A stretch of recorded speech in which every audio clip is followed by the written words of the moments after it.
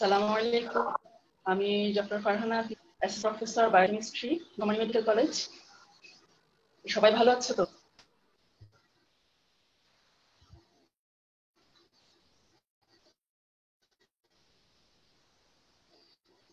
ওকে, আচ্ছা, আজকে আমি তোমাদের পড়াবো ওয়াটার সলিউবল ভিটামিনস।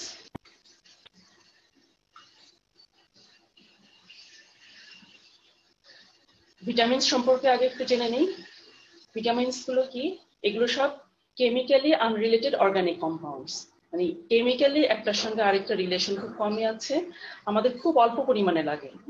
বিভিন্ন ধরনের বায়োকেমিক্যাল ফাংশন করে আমাদের বডিতে। আর ইউজুয়ালি আমাদের বডি এটা অ্যাডিও খাবারের সাপ্লাই থাকতে হয়। হ্যাঁ, খাবারের মাধ্যমে আমাদের এই ভিটামিনগুলো খেতে হয়।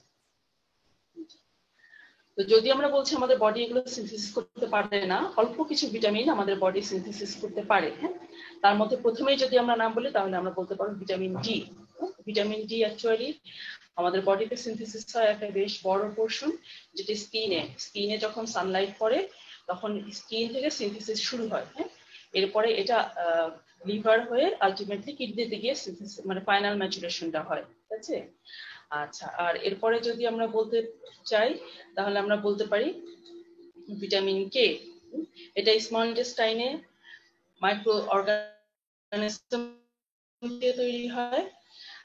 আমাদের ইন্টেস্টাইনে তোমরা জানো যে ইন্টেস্টাইনে নানান ধরনের মাইক্রো অর্গানিজম থাকে। হ্যাঁ, ব্যাকটেরিয়াল ফ্লোরা বলি সেগুলোকে, যে সব মাইক্রো অর্গানিজম আমাদের বডি ইন্টেস্টাইনে থাকে, স্কিনে থাকে, এবং এগুলো আমাদের বডির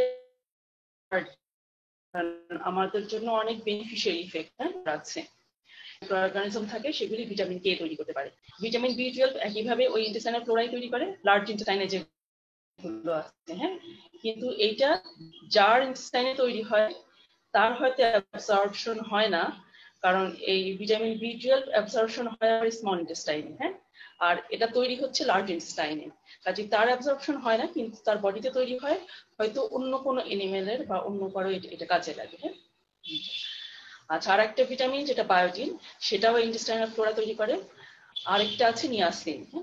তো নিয়াসিনটা তৈরি হবে ট্রিপ্টোফ্যান নামে একটা অ্যামিনো অ্যাসিড আছে, এটার একটা মেটাবোলাইট থেকে তৈরি হয়। হ্যাঁ, মেটাবোলাইট থেকে নিয়াসিনটা তৈরি হয়।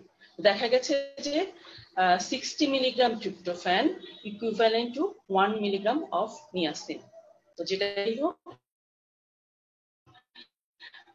এই ভিটামিন গুলো যদিও অল্প কিছু সিনথেসিস হয়, কিন্তু ডায়েটে এগুলো থাকতে হয়। ভিটামিনকে আমরা ক্লাসিফাই করি দুই ভাবে, ওয়াটার সলিউবল ভিটামিন আর fat soluble vitamin. Fat soluble ভিটামিনের মধ্যে আছে ভিটামিন এ, ডি, কে।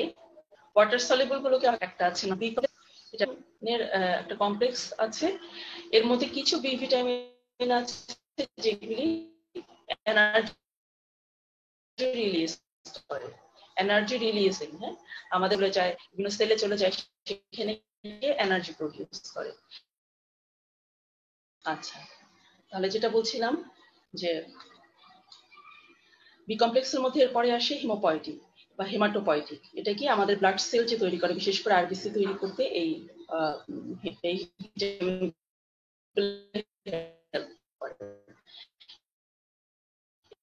পরে কিছু আছে অন্যান্য। এখন এগুলোর ভিতরে কোনগুলো আছে সেগুলো আমরা জেনে নিই।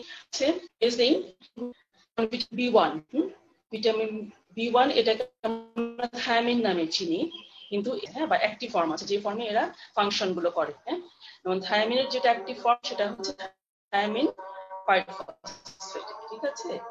ভিটামিন বি2 এটাকে আমরা বলি রিবোফ্লাভিন, এটার অ্যাক্টিভ ফর্ম কি FAD FMN, flavin adenine dinucleotide, flavin adenine mononucleotide.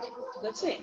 Vitamin বি3 যেটা বা নিয়াসিন নামে আমরা যেটাকে চিনি, সেটার অ্যাক্টিভ ফর্ম হচ্ছে এনএডি আর NADP, nicotinamide adenine dinucleotide phosphate. হ্যাঁ, এবার আরেকটা যেটা ভিটামিন B5 প্যান্টোথেনিক অ্যাসিড, এটা কেমিক্যাল নেম, আর অ্যাক্টিভ ফর্মটা হচ্ছে কোএনজাইম A। তাহলে এই সবগুলো ভিটামিন এগুলো এনার্জি রিলিজিং সাবস্টেন্স হিসেবে কাজ করে।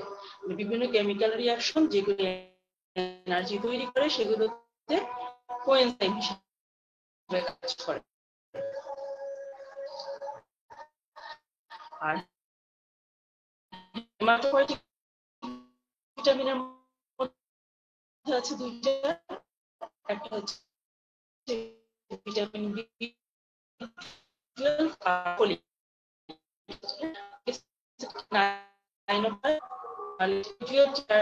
একটা ভিটামিন, আর যেটা কাজ করে আমরা বললাম ডাইলকোমিন। হ্যাঁ, এটার ফর্ম টেট্রাহাইড্রোফোলিক অ্যাসিড বা টেট্রাহাইড্রোফোলেট। তাহলে ওয়াটার সলিউবল গুলো এগুলো পানিতে সলিউবল থাকে, এবং যদি আমরা হিট দেই প্রায় 100 ডিগ্রি সেন্টিগ্রেডের বেশি যদি গরম করি তাহলে খাবার থেকে সেটা নষ্ট হয়ে যায়। হ্যাঁ, এই জন্য আমরা রিকমেন্ড করি কি কিছু ফলমূল সবজি এগুলো কাঁচা অবশ্যই টাটকা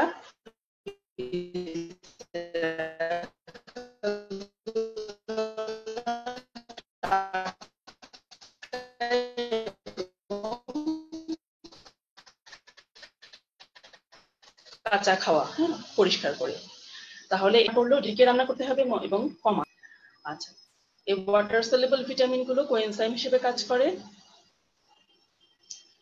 এবং আর এগুলো যেহেতু ওয়াটার মিডিয়াতে চলে কাজে আমাদের বডির বেশিরভাগ অংশই তো ওয়াটার। এগুলো কি হয়, এগুলো ব্লাডের মাধ্যমে ট্রান্সপোর্ট হয়ে ইউরিন দিয়ে এক্সক্রিশন হয়ে যায়, এবং আমাদের বডিতে স্টোর হিসেবে থাকে না, হ্যাঁ, বা কম থাকে। আর শুধুমাত্র ভিটামিন B12, হ্যাঁ, এটা হচ্ছে একটা মাত্র ব্যতিক্রম। এটা কি হয়, এটা ওয়াটারি মিডিয়াতে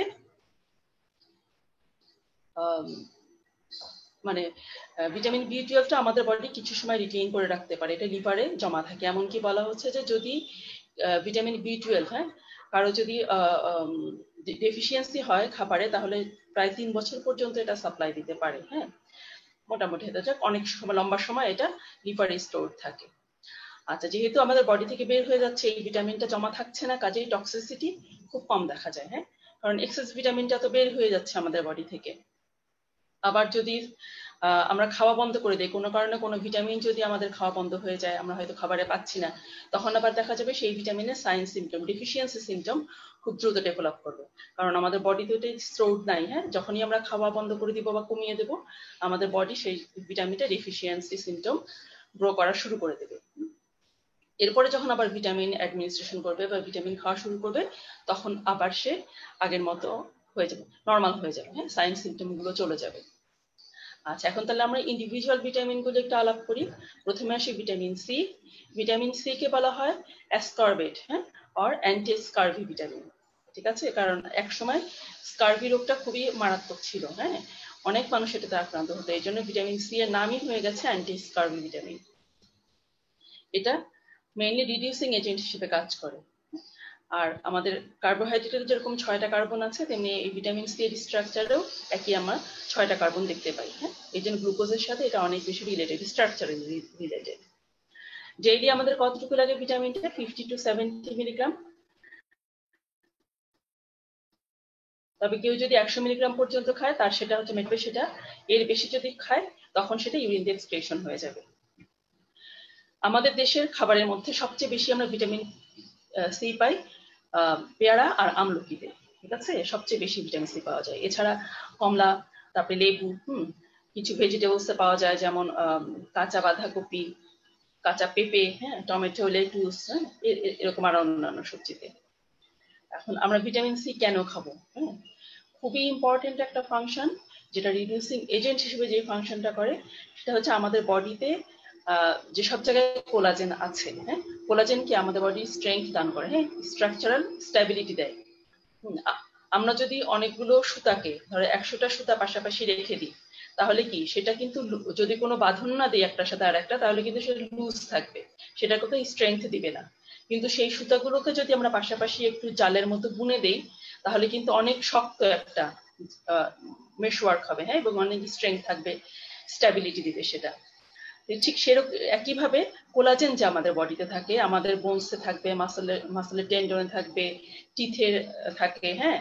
এরপরে ব্লাড ভেসেল, যত ব্লাড ভেসেল আছে সবগুলো ব্লাডকে যে ভেসেলের ভিতরে ধরে রাখে সেটা কিন্তু এই কোলাজেন দিয়ে। এই কোলাজেন সিনথেসিস হবে এক ধরনের প্রোটিন, হ্যাঁ। এই কোলাজেনটা এক ধরনের প্রোটিন, তার মানে কি অ্যামাইনো অ্যাসিড চেইন। তাহলে অ্যামাইনো অ্যাসিড চেইনের ভিতরে কোথাও কোথাও থাকে প্রোলিন আর লাইসিন, হ্যাঁ। এই এই নাম এই মানে এই দুটো নামের অ্যামিনো অ্যাসিড। যেখানে এই নামের অ্যামিনো অ্যাসিড থাকবে সেখানে কি ও এই ভিটামিন সি এর কাজ কি, এখানে রিডিউসিং এজেন্ট হিসেবে কাজ করে এই হচ্ছে হাইড্রোক্সিল আয়ন এখানে অ্যাড করবে, হাইড্রোক্সিলেশন করবে। এই হাইড্রোক্সিলেশনের ফলে কি এই যে কোলাজেন ফাইবার গুলো যেটা ইন্ডিভিজুয়াল ছিল সেগুলো কি একটার সাথে আরেকটা মানে ক্রস লিঙ্কিং হয়, হ্যাঁ। যার ফলে কি ওই মেশ ওয়ার্কটা ফর্মেশন হয়, কোলাজেনটা স্ট্রাকচারাল স্ট্যাবিলিটি দেয়, হ্যাঁ, স্ট্রেংথেনিং করে। যার ফলে কি আমাদের যেমন ব্লাড ভেসেল থেকে ব্লাড গুলো বের হয়ে যাচ্ছে না, হ্যাঁ, বা আমাদের কোথাও কেটে গেলে সেটা কি জোড়া লেগে যাচ্ছে, হ্যাঁ, এই ক্রস লিঙ্কিং এর জন্য। তাহলে এই ভিটামিন সি এই কাজটা খুবই ইম্পর্টেন্ট। এটা কি করবে, নর্মাল কানেকটিভ টিস্যুকে মেইনটেইন করে, উন্ড হিলিং এ হেল্প করে, একইভাবে একই সাথে কার্টিলেজ, ডেন্টিন, হ্যাঁ, এগুলো ফর্মেশনে হেল্প করে এই কোলাজেনের মাধ্যমে। আচ্ছা, এছাড়া যে ফাংশন আছে সেটা হচ্ছে টাইরোসিন নামের অ্যামিনো অ্যাসিড থেকে ক্যাটিকোলামাইন বায়োসিনথেসিস করে, ইম্পর্টেন্ট একটা মিডিয়েটর। কার্নিটিন বায়োসিনথেসিস করে, যেটা লিপিড মেটাবলিজমে একটা ইম্পর্টেন্ট ফ্যাক্টর। আমরা যে আয়রন খাই সেটার অ্যাবজর্পশনে এই ভিটামিন সি হেল্প করে, হ্যাঁ। এই আয়রনটা ফেরিক ফর্মে থাকে, আমরা যে যখন খাই, আমরা গতদিন বলেছি এটা, এই ফেরিক ফর্ম থেকে ফেরাস ফর্মে কনভার্ট করবে এই ভিটামিন সি। আচ্ছা, আমরা যেগুলো ড্রাগ খাই তার কিছু অংশ আমাদের কাজে লাগে, বাকি অংশ কি আমাদের বডি মেটাবলিজম করে আমাদের বডি থেকে বের করে দেয়, তাহলে এটা হার্মফুল ইফেক্ট করতে পারে, হ্যাঁ। এই মানে এই ড্রাগ মেটাবলিজমে হেল্প করবে ভিটামিন সি। আচ্ছা, এছাড়া কি করে, vitamin A, vitamin E, vitamin B, এই ভিটামিন গুলোকে নষ্ট হয়ে যাওয়া থেকে রক্ষা করে, হ্যাঁ, এগুলোকে প্রোটেক্ট করে। আচ্ছা, আরেকটা জিনিস আমরা বলছিলাম কি, অক্সিডেন্ট হিসেবে যে আমাদের সেলের ভেতরে সবসময় যে রিয়াকশন হয় সেই রিয়াকশনে কি হাইড্রোক্সিল আয়ন, তারপরে super oxide ion, hydrogen peroxide ion, এগুলো তৈরি হতে থাকে, হ্যাঁ। তাহলে এইগুলো আমাদের সেলের জন্য হার্মফুল, আমাদের বডির জন্য হার্মফুল। তাহলে এগুলোকে যেসব মানে যেসব অ্যান্টিঅক্সিডেন্ট নামে কিছু এলিমেন্ট থাকে সেগুলো কি করে, এই যে সেই রিঅ্যাক্টিভ অক্সিজেন স্পিসিসকে আমাদের বডি থেকে বের করে দেয় বা এগুলোকে নিউট্রালাইজ করে দেয়, হ্যাঁ। ভিটামিন সি এরকম একটা অ্যান্টিঅক্সিডেন্ট যেটা আমাদের বডিকে এইসব হার্মফুল এফেক্ট থেকে রক্ষা করে, হ্যাঁ, প্রোটেক্ট করবে। আচ্ছা, তাহলে ভিটামিন সি যদি ডেফিসিয়েন্সি হয় তাহলে কি হতে পারে, খুবই আমাদের কমন কোশ্চেন, স্কারভি। স্কারভি সাধারণত হয় এল্ডারলিদের, হ্যাঁ, বয়স্ক লোক যারা এই ভেজিটেবল বা ফল এগুলো হয়তো অতটা খেতে পারে না, হ্যাঁ, ফ্রেশ ভেজিটেবলস এবং ফ্রুটস পাচ্ছে না। আর কি করে, যদি তারা রান্না করে খোলা ফ্রাই প্যানে, হ্যাঁ, খোলা ফ্রাইং প্যানে যদি রান্না করে তাহলে ভিটামিন গুলো ইরিভার্সিবলি অক্সিডাইজ হয়ে যায়, হ্যাঁ। এছাড়া যাদের আয়রন ওভারলোড আছে তাদের ভিটামিন সি ডেফিসিয়েন্সি হয়ে স্কারভি হতে পারে। কি কি ফিচার্স আমরা পাবো, ফিচার্স গুলো মোটামুটি সবই সেই যে কোলাজেন সিনথেসিসের সাথে রিলেটেড, হ্যাঁ। তাহলে কোলাজেন যদি ঠিক মতো সিনথেসিস ক্রস লিঙ্কিংটা না হয় তাহলে কি হবে, ভাস্কুলার ওয়ালটা ফ্র্যাজাইল হয়ে যাবে, যার ফলে কি এই যে এখানে দেখো টিথ, এখানে যে গাম, এই গামে যে এগুলো স্পঞ্জি হয়ে গিয়েছে, হ্যাঁ, এবং টিথ গুলো লুজ হয়ে যাবে, ঠিক মতো ধরে রাখতে পারবে না, স্ট্রাকচারাল স্ট্যাবিলিটি দিবে না, হ্যাঁ। আর একটা কি হয়, পিটেশিয়াল হেমোরেজ হয়, কিমোসিস হয়, এটা কি স্কিনের নিচে ব্লিডিং হয়, যত ছোট ছোট ব্লাড ভেসেল থাকবে, ক্যাপিলারি থাকবে, সেগুলোর ওয়ালগুলো তো সব কোলাজেন দিয়ে শক্ত হতো, তাই না। যখন কোলাজেন সিনথেসিসটা হচ্ছে মানে ক্রস লিঙ্কিংটা ভালো হচ্ছে না, তখন কি হবে, ওগুলো লুজ হয়ে থাকবে, তাহলে ব্লাড গুলো সহজেই অল্প আঘাতেই ভেসেল থেকে বাইরে চলে আসবে, হ্যাঁ, এরকম ছোট ছোট স্পট দেখা দিবে স্কিনের উপরে। তাছাড়া বাচ্চাদের ক্ষেত্রে সাব পেরিওস্টিয়াল ব্লিডিং, মানে হাড়ের যে কাভারিং থাকে, বোনসের কাভারিংটা হচ্ছে পেরিওস্টিয়াম, তাই না, তার নিচে ব্লিডিং হবে। হিম আর্থ্রোসিস মানে জয়েন্ট, হ্যাঁ, জয়েন্টে ব্লিডিং হবে।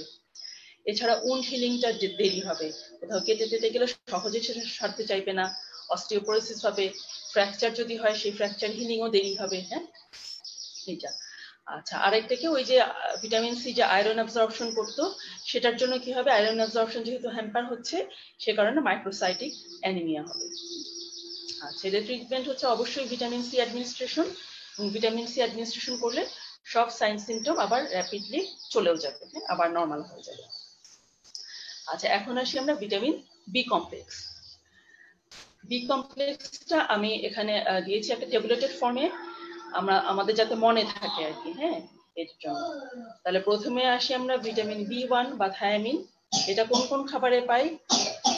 অর্গান মিট, হ্যাঁ, যেমন হচ্ছে পলি জাতের থাকে, এছাড়া ইস্ট, তারপরে শস্য, ওল্ড গ্রেইন বলা হচ্ছে, পুরনো শস্য, অনেকদিন ধরে রেখে দেওয়া শস্য, আনপলিশড রাইস, হ্যাঁ, আমরা তো এখন খাই কি দোকান থেকে ভাঙানো চাল, হ্যাঁ, মিনিকেট, যেটা হচ্ছে চাল তো ভাঙানো হয়েছেই, সেই সাথে আবার তার বাইরের আবরণটা যত্ন করে ফেলে দিয়ে চালটাকে দেখতে সুন্দর করা হয়েছে, হ্যাঁ। অ্যাকচুয়ালি এই পলিশড রাইসে আমরা অনেক বেশি মানে রাইসের যে বেনিফিশিয়ারি ইফেক্ট সেটা থেকে কিন্তু আমরা বঞ্চিত হচ্ছে এই পলিশড রাইস খেয়ে। আনপলিশড রাইস যদি খেতাম তাহলে বাইরে কি ফাইবারটাও থাকতো, আবার এই ভিটামিনটাও থাকতো। ভিটামিন বি1 এর আরডিএ 1.5 মিলিগ্রাম।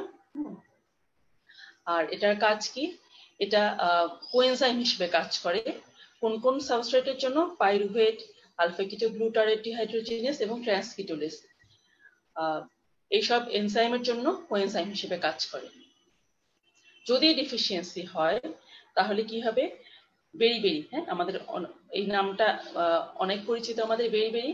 এছাড়া পেরিফেরাল নিউরাইটিস হবে, ওয়ার্নিক কোরসাকফ সিনড্রোম হবে যদি সে অ্যালকোহলিক হয়। অ্যালকোহলিকদের যদি ভিটামিন বি1 ডেফিসিয়েন্সি হয় তাহলে হয় ওয়ার্নিক কোরসাকফ সিনড্রোম। আর বেরিবেরি হবে যদি কারো ভিটামিন বি1 ডেফিসিয়েন্সি হয়। এটা সাধারণত দুই ধরনের হয়, একটা হচ্ছে ওয়েট বেরিবেরি আর একটা হচ্ছে ড্রাই বেরিবেরি। যখন নিউরোলজিক্যাল সিমটম দেখা দিবে, মানে নার্ভ গুলো, হ্যাঁ, জন্য যে সব সিমটম আসে সেগুলো যখন দেখা দিবে তখন সেটাকে আমরা বলছি ড্রাই বেরিবেরি, হ্যাঁ। আর যখন কার্ডিওভাস্কুলার সিমটম দেখা দিবে, হার্ট বড় হয়ে যাবে, ইডিমা হবে, হ্যাঁ, তখন সেটাকে আমরা বলছি ওয়েট বেরিবেরি। আচ্ছা, এখন আসি ভিটামিন বি12, হ্যাঁ, বা রিবোফ্লাভিন। কোন কোন খাবারে পাই? মিল্ক এবং দুগ্ধজাত যত খাবার আছে, হ্যাঁ, সেগুলোতে পাই। এছাড়া এনিম্যাল প্রোটিনে পাই এবং ওই একই শস্য, হোল গ্রেইন, হ্যাঁ, মানে খোসা সহ যে শস্য সেগুলোতে পাই আমরা। 1.7 মিলিগ্রাম আরডিএ, খুবই অল্প পরিমাণে লাগে। এটা কোথায় কাজ করে? বেশিরভাগই মেটাবলিক পাথওয়েতে কাজ করে। আমরা যেহেতু মেটাবলিজম এখনো পড়ি নাই, এই জন্য একটু এগুলো কঠিন লাগবে। মেটাবলিজম যখন পড়বো এই ফাংশনগুলো অনেক সহজ হয়ে যাবে বোঝা, হ্যাঁ। এটা হচ্ছে ইলেকট্রন ট্রান্সফার সিস্টেম আছে আমাদের মাইটোকন্ড্রিয়াতে, সেখানে কোএনজাইম হিসেবে কাজ করে। এছাড়া ফ্ল্যাভোপ্রোটিন যেগুলো আছে সেগুলোর একটা প্রস্থেটিক গ্রুপ হিসেবে কাজ করে। যদি ভিটামিন বি2 ডেফিসিয়েন্সি হয় তাহলে কি হবে? ঠোঁটের কোনায় ঘা হবে, হ্যাঁ, অ্যাঙ্গুলার স্টোমাটাইটিস, কাইলোসিস, গ্লসাইটিস, জিহ্বায় ঘা হয়, হ্যাঁ, জিহ্বা মোটা হয়ে যায়, স্মুথ হয়ে যায়, হ্যাঁ, ফটোফোবিয়া হয়, সেবোরিক ডার্মাটাইটিস বা খুশকি, হ্যাঁ, স্কিনে খুশকি হবে। আচ্ছা, এরপরে আসো ভিটামিন বি3, হ্যাঁ, অথবা নিয়াসিন। আমরা দেখো হোল গ্রেইনে পাই, হোল গ্রেইনে দেখো কত সুবিধা, কতগুলি ভিটামিন পাচ্ছি, তার সাথে ফাইবার তো পাচ্ছি, হ্যাঁ। অথচ আমাদের ডায়েট হ্যাবিট ইদানিং এটা থেকে অনেক দূরে সরে গেছি আমরা, হ্যাঁ। তাহলে হোল গ্রেইনে পাচ্ছি। এছাড়া কোথায় পাই আমরা? পোল্ট্রি, সিরিয়াল, লিন মিট বলতে যে অর্গান মিট যেগুলো লিভার, কিডনি, হ্যাঁ, এগুলোতে পাই। এছাড়া পিনাটে পাই। RDA 19 milligram. এটাও কি ওই যে ইলেকট্রন ট্রান্সফার সিস্টেমে কোএনজাইম হিসেবে কাজ করে, হ্যাঁ। এনএডি, এনএডিপি এগুলোর একটা ফাংশনাল পার্ট হচ্ছে নিয়াসিন, হ্যাঁ। এছাড়া intracellular calcium regulation, cell signalling এগুলোতেও রোল প্লে করে।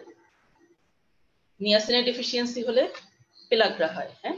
এই পেলাগ্রাতে আমরা বলি যে সিমটম হয় 3D, 3টা ডি। কি কি? ডার্মাটাইটিস, স্কিনে ইনফ্ল্যামেশন হবে, ডিমেনশিয়া, এটা হচ্ছে নিউরোলজিক্যাল সিমটম, তার মনে থাকবে না, ভুলে যাবে কথা। আর হচ্ছে ডায়রিয়া, গ্যাস্ট্রোইন্টেস্টাইনাল সিস্টেমের, হ্যাঁ, এটা একটা সিমটম। তাহলে ডার্মাটাইটিস, ডিমেনশিয়া, ডায়রিয়া। এবং যদি আনট্রিটেড থাকে, যদি ট্রিটমেন্ট করা না হয় তাহলে 4th ডি আসবে, ডেথ, হ্যাঁ। এমনকি দেখো এটা হচ্ছে রেয়ার, কিন্তু যদি হয় দেখো ডেথ পর্যন্ত হতে পারে, হ্যাঁ, যদি ঠিক মতো ট্রিটমেন্ট না করা হয়।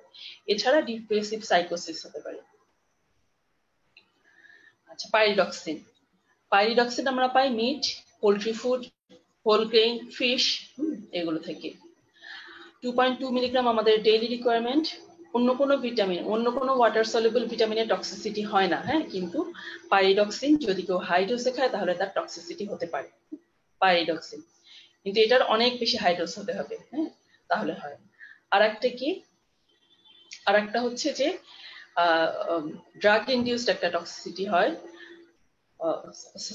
ড্রাগ ইনডিউসড একটা ডেফিসিয়েন্সি হতে পারে যদি কেউ অ্যান্টিটিউবারকুলোসিস ড্রাগ খায়, হ্যাঁ, টিবির যে ড্রাগ তার নির্দিষ্ট ড্রাগের সাথে পাইরিডক্সিনটা দেওয়া হয়, কারণ ওই ড্রাগ খেলে তার এই পাইরিডক্সিন ডেফিসিয়েন্সি হতে পারে। আচ্ছা, তাহলে পাইরিডক্সিনের ফাংশন কি কি? এটা হচ্ছে কোএনজাইম হিসেবে কাজ করবে কোথায়? ট্রান্সঅ্যামাইনেশন রিঅ্যাকশন, ডিঅ্যামাইনেশন, ডিকার্বক্সিলেশন, সবগুলো আমরা যখন মেটাবলিজম পড়বো আমাদের ক্লিয়ার হয়ে যাবে প্রত্যেকটা রিঅ্যাকশন। এরপরে কি গ্লাইকোজেন ফসফোরাইলেজ একটা এনজাইম আছে, তার সাথে এটা কোএনজাইম হিসেবে কাজ করবে, কোফ্যাক্টর হিসেবে কাজ করবে। স্টেরয়েড হরমোন অ্যাকশনে মডুলেশন করতে পারে এবং এটা ডেফিসিয়েন্সি সাধারণত হয় না, শুধুমাত্র আমরা বলছি কি যে যারা অ্যান্টিটিউবারকুলোসিস ড্রাগ খায় তাদের ডেফিসিয়েন্সি হতে পারে, হ্যাঁ। আর যদি ডেফিসিয়েন্সি হয় তখন সিমটম কি অ্যানিমিয়া হবে, কনপালশন হতে পারে, নিউরোপ্যাথি, হ্যাঁ, নার্ভে তার হচ্ছে নার্ভের সমস্যা হবে। এখন আসে ফলিক অ্যাসিড সোর্স, হ্যাঁ, কোন খাবারে পাচ্ছি আমরা? Liver, green vegetables, mushroom, food grains, হ্যাঁ, লেগুমস, ফ্রেশ ফ্রুটস, ঠিক আছে। 400 মাইক্রোগ্রাম, খুব অল্প পরিমাণে লাগে, কিন্তু এর ফাংশন অনেক বেশি ইম্পর্টেন্ট, হ্যাঁ। এটা কি করে? অ্যাক্টিভেটেড 1 কার্বন ইউনিটকে ট্রান্সফার করবে, হ্যাঁ। আর কখন এটা? Methionine, serene, purine, thymidine, monophosphate, হ্যাঁ। এগুলো কি? এগুলো হচ্ছে এক একটা আমাদের ডিএনএ সিনথেসিস, বিশেষ করে থাইমিডিন, মনোফসফেট, পিউরিন, এগুলো ডিএনএ সিনথেসিসের সময় কাজে লাগবে, অনেকগুলো অ্যামিনো অ্যাসিড বায়োসিনথেসিসে কাজে লাগে, তাহলে এইখানে হেল্প করবে। এবং nervous system development in foetus, হ্যাঁ, এটার জন্য খুবই ভাইটাল। বাচ্চাদের ফিটাস অবস্থায়, মানে কি যখন মায়ের পেটে থাকে তখন নার্ভাস সিস্টেম ডেভেলপমেন্টে হেল্প করবে। বিশেষ করে এই যে ডিএনএ সিনথেসিস করে, এটা হচ্ছে অনেক বেশি ইম্পর্টেন্ট। যদি এগুলো হ্যাম্পার হয়, ডেফিসিয়েন্সি হয় ফলিক অ্যাসিডের, কি হবে? তার megaloblastic anaemia, leukopenia, neural tube defect, খুবই ইম্পর্টেন্ট, এটা মনে রাখো, হ্যাঁ, নিউরাল টিউব ডিফেক্ট। এর মধ্যে কি স্পাইনা বাইফিডা হতে পারে আর অ্যানেনকেফালি হতে পারে। স্পাইনা বাইফিডারে কি? আমাদের যে স্পাইনাল কর্ড আছে সেই কর্ডটা ঠিক মতো, এটা হচ্ছে ফিচার লাইফে আর কি, এটা জোড়া লেগে যায় স্পাইনাল কর্ডটা, কিন্তু এতে জোড়া লাগবে না। তার ফলে কি হবে? স্পাইনাল কর্ডের নিচের দিকে এখানে একটা ফাঁকা হয়ে থাকবে, হ্যাঁ, ওপেন থাকবে সেখানে। আর অ্যানেনকেফালি এটা স্কালের ভল্ট, হ্যাঁ, ফিটাসের যে মাথার যে ভল্ট, সেই ভল্টটা তৈরি হবে না, হ্যাঁ, ওপেন থাকবে, তার মাথা ব্রেইন তৈরি হবে না আর কি, অ্যানেনকেফালি এটা। তাহলে ব্রেইনের ভল্টটা তৈরি হচ্ছে না, হ্যাঁ, অ্যানেনকেফালি। আর একটা হচ্ছে স্পাইনা বাইফিডা, হ্যাঁ, সেটা স্পাইনাল কর্ডের নিচের দিকে এটা ওপেন থাকবে। আচ্ছা, এরপরে আসে ভিটামিন B12 বা কোবালামিন। এটা আমরা শুধুমাত্র এনিমেল ফুডে পাই, ঠিক আছে। ভিটামিন B12টার কোনো প্ল্যান্ট সোর্স নাই, শুধুমাত্র এনিমেল ফুড থেকে পাই। তাহলে কি মিট, ফিশ, এগ, মিল্ক, হ্যাঁ, এগুলোতে পাই। আর একটা তোমরা বলেছিলাম এটা হচ্ছে এন্ডোজেনাসলিও পাই, তাই না? আমাদের বডি এটা সিনথেসিস করতে পারে কোথায়? লার্জ ইন্টেস্টাইনাল ফ্লোরা এটা সিনথেসিস করতে পারে। ডেইলি রিকোয়ারমেন্ট 3 মাইক্রোগ্রাম, খুবই কম।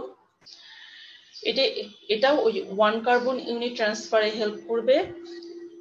এই যে অ্যামিনো অ্যাসিড আছে কিছু, সেই অ্যামিনো অ্যাসিড মেটাবলিজমের ইম্পর্টেন্ট কিছু স্টেপে এগুলো হেল্প করে, যেমন হোমোসিস্টিন থেকে যখন মেথিওনিন হবে সেই স্টেপে হেল্প করবে। মিথাইল ম্যালোনাইল কোয়ে থেকে সাকসিনাইল কোয়ে যখন হবে, এটা হচ্ছে লিপিড মেটাবলিজমের স্টেপ, বিশেষ করে অড চেইন ফ্যাটি অ্যাসিড যখন মেটাবলিজম হয় তখন এটা সেখানে হেল্প করবে। এবং ফলিক অ্যাসিড মেটাবলিজমে হেল্প করে। তাহলে ফলিক অ্যাসিড যে কাজগুলো করবে, এই যদি ফলিক অ্যাসিড মেটাবলিজম ঠিক মতো না হয় তাহলে কিন্তু ফলিক অ্যাসিড এই কাজগুলো করতে পারবে না। কাজে যার ভিটামিন B12 ডেফিসিয়েন্সি যদি হয় তাহলে তার ফলিক অ্যাসিড ডেফিসিয়েন্সিতে যে সিমটম, একই সিমটম দেখা দিবে, হ্যাঁ। তার সাথে কি পার্নিশাস অ্যানিমিয়া, এটা সম্পর্কে আমরা একটু পরে আলোচনা করব। ডিমেনশিয়া হতে পারে, স্পাইনাল ডিজেনারেশন হতে পারে, হ্যাঁ। তাহলে ভিটামিন B12 ডেফিসিয়েন্সি হলে পার্নিশাস অ্যানিমিয়া হয় আর কি ভিটামিন B12 ডেফিসিয়েন্সির জন্য। এছাড়া ডিমেনশিয়া, স্পাইনাল ডিজেনারেশন হবে, তার সাথে ফলিক অ্যাসিড ডেফিসিয়েন্সির সিমটমও দেখা দিবে। এরপর আসে বায়োটিন। এগ ইয়ক, অর্গান মিট, ইস্ট এবং নাটে পাই, এবং এটা হচ্ছে আমাদের ইন্টেস্টাইনের ফ্লোরা এই বায়োটিন তৈরিও করতে পারে। RDA 100 to 200 microgram. ফাংশন কি? এটা carboxylation reaction in gluconeogenesis and fatty acid synthesis. আর হেলদি হেয়ার স্কিন নেই, এটার জন্য খুবই ইম্পর্টেন্ট। হ্যাঁ, অনেক সময় যাদের চুল টুল পড়ে যায় ওদেরকে বায়োটিন সাপ্লিমেন্ট দেওয়া হয় হ্যাঁ খাওয়ার জন্য। তাহলে ডেফিসিয়েন্সি সিনড্রোম কি? যদিও রেয়ার, ডেফিসিয়েন্সি সহজে হয় না। সেটা যদি ডেফিসিয়েন্সি হয় তাহলে ডার্মাটাইটিস হয়, অ্যালোপেসিয়া মানে চুল উঠে যায়। হ্যাঁ, ডার্মাটাইটিস হচ্ছে স্কিন ইনফ্ল্যামেশন, স্কিন ডিজিজ হবে, চুল উঠে যাবে। এছাড়া ফ্যাট এবং কার্বোহাইড্রেট মেটাবলিজম ইম্পেয়ার্ড হবে। আচ্ছা, সবশেষে আসি প্যান্টোথেনিক অ্যাসিড B5। হ্যাঁ, এটা কোথায় থাকে? Egg, liver, yeast, milk, meat, legume, cereals. হ্যাঁ, এগুলোতে পাই। ডেইলি রিকোয়ারমেন্ট কত? 4.7 মিলিগ্রাম। এটা ফাংশনাল পার্ট, কোএনজাইম এর একটা ফাংশনাল পার্ট হিসেবে কাজ করে। আর অ্যাসাইল গ্রুপ, অ্যাসাইল কথাটা মানে হচ্ছে ফ্যাটি অ্যাসিড। হ্যাঁ, ফ্যাটি অ্যাসিডের অ্যাডজেক্টিভ ফর্ম হচ্ছে অ্যাসাইল। অ্যাসাইল গ্রুপ মেটাবলিজমে একটা সেন্ট্রাল রোল প্লে করে। সাধারণত ডেফিসিয়েন্সি হয় না। যদি ডেফিসিয়েন্সি হয় তাহলে পেরিফেরাল নার্ভ ড্যামেজ এবং অ্যানিমিয়া এটা পাবো। আচ্ছা, এই তাহলে মোটামুটি আমাদের ভিটামিনের সম্পর্কে বেসিক আইডিয়া হয়ে গেল। এখন আমরা দুই একটা নিউট্রিশনাল কন্ডিশন, যেটা নিউট্রিশনাল ডেফিসিয়েন্সির জন্য যে ডিজিজগুলো হয় সেরকম দুই একটা নিয়ে আলোচনা করব। প্রথমে আসি নিউট্রিশনাল অ্যানিমিয়া। নাম শুনে আমরা বুঝতে পারছি আমাদের নিউট্রিশনাল ডেফিসিয়েন্সির জন্য যে অ্যানিমিয়া গুলো হয় সেগুলো হচ্ছে নিউট্রিশনাল অ্যানিমিয়া। অ্যানিমিয়া কি?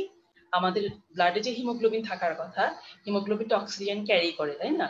আমাদের লাংস থেকে অক্সিজেন নিয়ে প্রতিটা সেলে নিয়ে যায়, হ্যাঁ, যার ফলে সেলগুলো বেঁচে থাকে। তাহলে এই রেসপিরেশনে হেল্প করবে হিমোগ্লোবিন। নর্মাল হিমোগ্লোবিন লেভেল যদি কমে যায় তাহলে সেটাকে বলা হয় অ্যানিমিয়া। হিমোগ্লোবিন ক্যারি করে কে? আরবিসি। কাজেই এই আরবিসির উপরেই ডিপেন্ড করে আসলে এই অ্যানিমিয়া গুলো। তো এই অ্যানিমিয়াকে আমরা আবার কয়েকটা ভাগে ভাগ করেছি। এটা হচ্ছে আরবিসি সাইজের উপর ডিপেন্ড করে। সবচেয়ে কমন হচ্ছে আয়রন ডেফিসিয়েন্সি অ্যানিমিয়া, যেটাকে মাইক্রোসাইটিক। মাইক্রোসাইটিক, মাইক্রো মানে ছোট, সাইটিক সেল। তাহলে আরবিসি সেলগুলো যখন সাইজে ছোট হয়ে যাবে তখন সেটাকে আমরা বলছি মাইক্রোসাইটিক অ্যানিমিয়া। আয়রন ডেফিসিয়েন্সির জন্য হয়, এটা সবচেয়ে কমন। এছাড়া পাইরিডক্সিন ডেফিসিয়েন্সি, অ্যাসকর্বেট ডেফিসিয়েন্সিতেও এটা হতে পারে। সেকেন্ড কমন যে অ্যানিমিয়া সেটা হচ্ছে ম্যাক্রোসাইটিক বা মেগালোব্লাস্টিক অ্যানিমিয়া। তাহলে ম্যাক্রোসাইটিক কি? এই যে এখানে সেলটা দেখো, যে নর্মাল যে সেল ছিল এইটা হচ্ছে নর্মাল সেল, এটার এমসিভি মানে মিন কর্পাসুলার ভলিউম, মানে একটা আরবিসি সেলের যে ভলিউম সেটা হচ্ছে 80 to 100 ফেমটোলিটার। এটা যখন 100 ফেমটোলিটারের বেশি হবে তখন আমরা সেটাকে বলি ম্যাক্রোসাইটস। তাহলে ভিটামিন B12 ডেফিসিয়েন্সি এবং ফোলেট ডেফিসিয়েন্সিতে এই আমাদের আরবিসি সেলগুলো সাইজে বড় হয়ে যায়। হ্যাঁ, এই জন্য আমরা এটাকে বলছি ম্যাক্রোসাইটিক অ্যানিমিয়া। আবার একটু আগে আমরা বলেছি কি মেগালোব্লাস্টিক অ্যানিমিয়া। তাহলে ম্যাক্রোসাইটকে আমরা মেগালোব্লাস্ট কখন বলবো? যখন ডিএনএ, যেহেতু ফোলিক অ্যাসিড কি ডিএনএ ম্যাচুরেশনে হেল্প করে, ডিএনএ যখন ম্যাচিউর হচ্ছে না তাহলে কি সেলের ভেতরে যে বোন ম্যারো যখন আরবিসি গুলো তৈরি করবে সেই আরবিসি গুলো ম্যাচুরেশন হবে না, যার ফলে ভেতরে যে নিউক্লিয়াসটা বড় সাইজের থাকবে, হ্যাঁ, ইম্যাচিউর থাকবে। এটাকে বলা হয় ব্লাস্ট সেল। ইম্যাচিউর সেলকে বলা হয় ব্লাস্ট সেল। ইম্যাচিউর সেলটা যখন সাইজে বড় থাকে তখন সেটাকে বলছি মেগালোব্লাস্ট। হ্যাঁ, এই জন্য এটার নাম বলছে মেগালোব্লাস্টিক অ্যানিমিয়া। তাহলে এটা হচ্ছে নর্মাল একটা সেল, আরবিসি সেল। আর যখন নিউক্লিয়াসটা ইম্যাচিউর থাকে এবং সেলটাও ইম্যাচিউর থাকে তখন এটা ব্লাস্ট সেল। এটা হচ্ছে মেগালোব্লাস্ট। হ্যাঁ, সাইজে বড় এবং নিউক্লিয়াসও ইম্যাচিউর। আচ্ছা, এছাড়া তাহলে কি নর্মাল সেল সাইজ থাকলে কি অ্যানিমিয়া হতে পারে না? সেটাও পারে। সেটাকে আমরা বলছি নর্মোসাইটিক অ্যানিমিয়া। আরবিসি সাইজ একই আছে কিন্তু হিমোগ্লোবিন কম। হ্যাঁ, এটা কখন হবে? প্রোটিন এনার্জি ম্যালনিউট্রিশন হলে। হ্যাঁ, এটা আমরা নর্মোসাইটিক অ্যানিমিয়া পাবো। আচ্ছা, এখন আসো আমরা যে বললাম যে ভিটামিন B12 ডেফিসিয়েন্সিতে পার্নিশাস অ্যানিমিয়া হয় এটা সম্পর্কে। আচ্ছা, আমরা এর আগে একটু জিনিস তোমরা হয়তো এর আগে পড়েছো অ্যানাটমিতে, সেটা কি আমাদের স্টমাকে যে প্যারাইটাল সেল আছে সেগুলো ইন্ট্রিনসিক ফ্যাক্টর নামে একটা ফ্যাক্টর রিলিজ করবে। সেটা কি করবে? আর আমরা খাবারে যে খাই ভিটামিন B12 সেটা এখানে কি হয়, গ্যাস্ট্রিক অ্যাসিড দিয়ে সেগুলো সব ডিসরাপশন হয়, আলাদা হয়ে যায়, হয়ে ইন্ট্রিনসিক ফ্যাক্টরের সাথে বাইন্ড করবে। বাইন্ড করে কি করে? টোটাল স্মল ইন্টেস্টাইন পার হয়ে আসবে, এসে একদম আইলিয়ামের টার্মিনাল পার্টে চলে আসলো। এখানে এসে কি হবে? ইন্ট্রিনসিক ফ্যাক্টরটা তখন ভিটামিন B12 অ্যাবজর্পশনে হেল্প করবে। এই ইন্ট্রিনসিক ফ্যাক্টর ছাড়া ভিটামিন বি12 অ্যাবজর্পশন হবে না এখানে। তাহলে টার্মিনাল আইলিয়ামে ভিটামিন বি12 অ্যাবজর্পশন হলো, আর এই ইন্ট্রিনসিক ফ্যাক্টরটা রিলিজ হলো কোত্থেকে? স্টমাকে, গ্যাস্ট্রিক সেল থেকে। যদি কোনো কারণে গ্যাস্ট্রিক অ্যাট্রফি হয়, হ্যাঁ, যে সেলগুলো ঠিকমতো রিলিজ করতে পারছে না, সেলগুলো নষ্ট হয়ে গেছে, তখন কি হবে? সাধারণত এটা অটো ইমিউন হয়। হ্যাঁ, মানে নিজের আমাদের সেলকে যখন আমাদের সেলই এটা মানে শত্রু হিসেবে ট্রিট করবে, এনিমি হিসেবে ট্রিট করবে, তখন কি ডিস্ট্রাক্ট করে ফেলবে, প্যারাইটাল সেলকে ডিস্ট্রাক্ট করে ফেলবে। তাহলে গ্যাস্ট্রিক অ্যাট্রফি হলে সেটা কি হবে? এই ইন্ট্রিনসিক ফ্যাক্টর গুলো ঠিকমতো সিক্রেশন হবে না, অ্যাডিকুয়েট অ্যামাউন্টে সিক্রেশন হবে না, যার ফলে কি ভিটামিন বি12 ঠিকই আমরা খাচ্ছি, কিন্তু এটা টার্মিনাল আইলিয়ামে এসে অ্যাবজর্পশন হচ্ছে না। তাহলে যখন হচ্ছে না, তার মানে কি ব্লাডে ভিটামিন বি12 যাচ্ছে না, না গেলে এই ডেফিসিয়েন্সি সিমটম ডেভেলপ করছে, মেগালোব্লাস্টিক এনিমিয়া হচ্ছে, গ্লসাইটিস হচ্ছে, হ্যাঁ, আবার পেরিফেরাল নিউরোপ্যাথি হচ্ছে। তাহলে পার্নিশাস এনিমিয়াটা কি? ইন্ট্রিনসিক ফ্যাক্টর ডেফিসিয়েন্সির জন্য যখন ভিটামিন বি12টা অ্যাবজর্পশন হচ্ছে না, এর ফলে যে সাইন সিমটম ডেভেলপ করছে অ্যানিমিয়া, সেটা হচ্ছে পার্নিশাস এনিমিয়া। আর মেগালোব্লাস্টিক এনিমিয়াটা, এটা কি? আমরা বলেছিলাম ফলিক অ্যাসিড, তাই না? ফলিক অ্যাসিডের অ্যাক্টিভ ফর্ম কি? টেট্রাহাইড্রোফোলেট। টেট্রাহাইড্রোফোলেটের দুইটা ফর্ম আছে, একটা হচ্ছে মিথাইল ফর্ম আর একটা হচ্ছে মিথাইলিন ফর্ম। তাহলে মিথাইল ফর্মটা আমরা যে খাবারে খাই সেখানে মিথাইল ফর্মটা থাকে। এটা কি হয়? এটা মিথাইলিন ফর্মে কনভার্ট হতে হয়। এই মিথাইলিন ফর্মটা তখন ডিএনএ সিনথেসিসে হেল্প করবে, ঠিক আছে? তাহলে যে মিথাইল ফর্মটা দেখো কনভার্ট হয়ে মিথাইলিন ফর্ম হবে, সেটা ডিএনএ সিনথেসিসে হেল্প করবে। এখন এই যে কনভার্সন, এই কনভার্সনে আবার হেল্প করে কি? এই যে ভিটামিন বি12, হ্যাঁ, বা মিথাইল কোবালামিন। তাহলে যদি ভিটামিন বি12 ডেফিসিয়েন্সি হয়, তাহলে কি এইটা হ্যাম্পার হচ্ছে, এইটা চলছে না, যার ফলে কি মিথাইল ফর্মটা অ্যাক্টিভেটেড হচ্ছে, যে মিথিলিন ফর্মে কনভার্টেড হচ্ছে না, যার ফলে ফোলেট আমরা আছে ঠিকই, কিন্তু ফোলেটটা এই মিথাইল ফর্মে ট্র্যাপ হয়ে থাকছে, জমা হয়ে থাকছে। এই কন্ডিশনকে বলা হয় folate trap, folate trap hypothesis. তাহলে ফোলেট যখন এই মিথাইল ফর্মে জমা হয়ে থাকছে বা ট্র্যাপ হয়ে থাকছে, তখন কি মিথিলিন ফর্মে আর কনভার্ট হচ্ছে না, যার ফলে ডিএনএ ম্যাচুরেশনেও এটা কোনো রোল প্লে করতে পারছে না। তাহলে ডিএনএ ম্যাচুর হচ্ছে না, তার ফলে যা হয় সেটা হচ্ছে কি হচ্ছে, বোন ম্যারোতে ম্যাচিউর আরবিসি ম্যাচুরেশন যেটা হওয়ার কথা ছিল সেটা হচ্ছে না, ব্লাস্ট সেল থেকে যাচ্ছে ইনম্যাচিউর সেল, তখন এগুলো আবার ব্লাডে চলে আসছে, পেরিফেরাল সার্কুলেশনে চলে আসছে, হ্যাঁ, আর মেগালোব্লাস্টিক এনিমিয়া ডেভেলপ করছে। এই ব্লাড সেলগুলো নর্মালি যেরকম নর্মাল সেল যেমন অক্সিজেন ক্যারি করে, সেভাবে অক্সিজেন ক্যারি করতে পারবে না, আজকে তখন এনিমিয়া ডেভেলপ করবে। আচ্ছা, বেরিবেরি সম্পর্কে আমরা বলেছি, এখানে শুধু একটা ছবি দেখে মনে রাখো, ওয়েট বেরিবেরি যেটা বলেছিলাম ইডিমা হয়, হ্যাঁ, যে কোনো বনি প্রমিনেন্স আমরা যদি চেপে ধরি তাহলে এরকম এখানে ডিপ্রেশন হবে, হ্যাঁ, তখন আমরা বলবো এটা ইডিমা। আর যেটা রাইসের কথা বলেছিলাম, পলিশড রাইস আর আনপলিশড রাইস, দেখো আমরা যদি আমাদের যেটা উপকারী চাল ছিল আনপলিশড রাইস, সেটা কিন্তু এরকম লালচে হতো, বাইরের কাভারিংটা একটা মানে সফট একটা কাভারিং থাকে, যে কাভারিংটা খাওয়া যায়, খোসা না, হ্যাঁ, কিন্তু একটা খুবই পাতলা একটা কাভারিং থাকে, তখন সেটাকে বলা হয় আনপলিশড রাইস। সেটা আমাদের জন্য উপকারী ছিল, কিন্তু আমরা খাচ্ছি পলিশড রাইস, এটাকে ভালো করে পলিশ করে কেটে কুটে ফ্রেশ করে সাদা বানিয়ে খাচ্ছি, হ্যাঁ, যেটা আমাদের দেখতে ভালো লাগছে, খেতে ভালো লাগছে, কিন্তু আমাদের জন্য বেনিফিশিয়ারি না। আচ্ছা, আর এখানে ড্রাই বেরিবেরির কিছু সাইন সিমটম দেওয়া হয়েছে, যে নিউরোপ্যাথি হবে, নার্ভ অনেকগুলো ড্যামেজ করবে, যেমন রিস্ট ড্রপ হবে, ফুট ড্রপ হবে, হ্যাঁ, মাসল গুলো টেন্ডার হবে, জয়েন্টের রিফ্লেক্স গুলো থাকবে না, এরকম অনেকগুলো সিমটম। তোমাদের এই লেভেলে এত সিমটম জানতে হবে না এটা। আচ্ছা, ভার্নিক-কোরসাকফ সিনড্রোম বলেছিলাম কি বি1 ডেফিসিয়েন্সিতে অ্যালকোহলিকদের হবে, হ্যাঁ, যারা ক্রনিক অ্যালকোহলিক তাদের হবে এটা। পেলাগ্রা, এই যে ডার্মাটাইটিস বলেছিলাম যে ফটো সেনসিটিভ, এটা আর রোদে গেলে এইরকম হয়ে যাবে, হ্যাঁ, স্কিনে এরকম প্রবলেম হবে। আচ্ছা, সবশেষে আসি, অ্যান্টিঅক্সিডেন্ট হিসেবে কোন কোন ভিটামিন কাজ করে। একটু আগে তো ভিটামিন সির কথা আমরা জেনেছি, এরপরে কি ফ্যাট সলিউবল ভিটামিনের মধ্যে দুটো আছে, যেটা vitamin E R vitamin A, যেটা বিটা ক্যারোটিন পার্ট, সেই পার্টটা, হ্যাঁ, অ্যান্টিঅক্সিডেন্ট হিসেবে কাজ করে আর আমাদের টিস্যুকে ড্যামেজ থেকে প্রটেক্ট করে।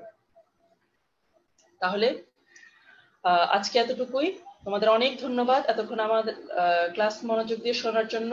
যদি কোনো প্রশ্ন থাকে তোমরা কমেন্টে প্রশ্ন করে রেখো, আমি উত্তর দিয়ে দিব। তাহলে আজকে এতটুকুই, আল্লাহ হাফেজ।